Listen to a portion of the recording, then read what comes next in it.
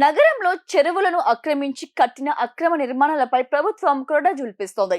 ఈ నేపథ్యంలో హైడ్రా నేతృత్వంలో ప్రత్యేక టాస్క్ ఫోర్స్ గూగుల్ మ్యాప్ సహాయంలో అక్రమ నిర్మాణాలను కూల్చే పనిలో పడింది. ఈ నేపథ్యంలో మాదాపూర్లో తుమ్మడికుంట చెరువును ఆక్రమించి నాగార్జునకు చెందిన ఎన్ కన్వెన్షన్ సెంటర్ ను కూల్చివేయడం ఇప్పుడు తెలుగు రాష్ట్రాల్లో హాట్ టాపిక్ గా మారింది. ఈ సందర్భంగా ప్రభుత్వం మాత్రం చెరువు ఎఫ్టీఎల్ పరిధిలో ఎన్ కన్వెన్షన్ సెంటర్ ను అక్రమంగా నిర్మించినట్లు నిర్ధారణ చేసుకొని మరి ఈ అక్రమ నిర్మాణాలపై కూల్చినట్లు చెప్పుకొచ్చారు. మరోవైపు నాగార్జున మాత్రం తాను పట్టా భూమిలో ఎలాంటి అక్రమాలు లేకుండా ఎన్ కన్వెన్షన్ సెంటర్ ను నిర్మించినట్లు చెబుతున్నారు. తాను ఇలాంటి అక్రమాలకు పాల్పడలేదని చెప్పారు. అందుకే న్యాయం కోసం కోర్టుకు వెళ్ళినట్లు చెప్పుకొచ్చారు. మరోవైపు ఎన్ కన్వెన్షన్ సెంటర్ ను కూల్చివేత ఘటనపై బిగ్ బాస్ హోస్ట్ సీటుకు ఎసురు తెచ్చేలా ఉందా అంటే అవుననే అంటున్నాయి బిగ్ బాస్ వర్గాలు. ఈ సందర్భంగా బిగ్ బాస్ తెలుగు షో నుంచి నాగార్జున ఎలిమినేట్ చేయాలని బిగ్ బాస్ సీజన్ 2 కంటెస్టెంట్ బాబు గోగినేని ట్వీట్ చేయడం హాట్ టాపిక్ గా మారింది. హైదరాబాద్ లోని తుమ్మడి చెరువును కబ్జా చేసి Nagarjuna N convention నిర్మించారని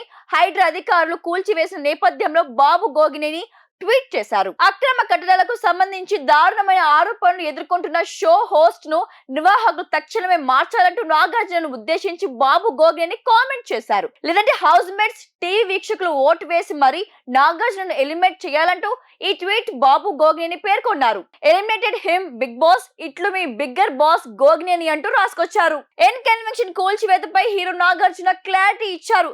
N convention కి సంబంధించి వస్తున్న వార్తల్లో వాస్తవాల కంటే ఊహాగానాలు ఎక్కువ వినిపిస్తున్నాయన్నారు. పట్టా డాక్యుమెంటెడ్ భూమిలో ఎన్ కన్వెన్షన్ నిర్మించామన్నారు. 1 సెంట్ భూమి కూడా ఆక్రమించింది కాదని స్పష్టం చేశారు. తుమ్మడిగుంట చెరువు ఆక్రమించి కట్టలేదని స్పెషల్ కోర్టు 2014 తీర్పు చెప్పిందని తెలిపారు. ప్రస్తుత నిర్మాణం చట్టభద్రతపై నిర్ణయ అధికారం కోసం హైకోర్టును ఆశ్రయించినట్లు వెల్లడించారు. కోర్టు తీర్పుకు తాను కట్టుబడి ఉన్నట్లు తెలిపారు. అప్పటిదాకా ఊహాగానాలు, పుకార్లు, అవాస్తవాలు నమ్మవద్దని కోర్టు నాగార్జున ట్వీట్ చేయడం విశేషం.